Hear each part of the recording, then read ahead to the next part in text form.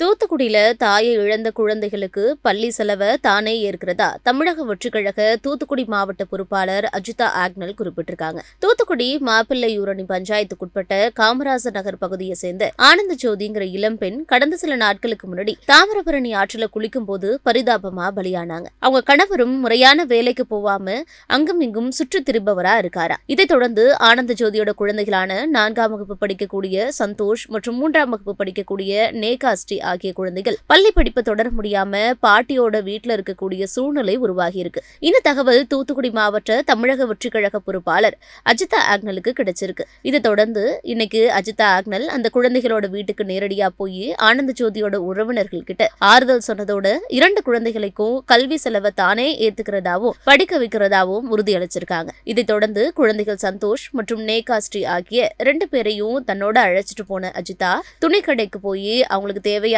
துணிமணிகள், பள்ளி சீருடைகள், புத்தகப்பை மற்றும் காரணி ஆகியவற்றை வாங்கி கொடுத்ததோட தாளமுத்தூர் நகர் பகுதியில் இருக்கக்கூடிய ஆர்சி பள்ளியில அவங்கள சேர்த்து பள்ளி கட்டணத்தையும் செலுத்தி 2 குழந்தைகளோட கல்வி கனவை நிறைவேற்றி வச்சிருக்காங்க. அது மட்டும் இல்லாம தொடர்ந்து இந்த 2 குழந்தைகளுக்கு தேவையான கல்வி செலவு எதுவா இருந்தாலும் தானே ஏற்கிறதாவும் உறுதியளிச்சிருக்காங்க.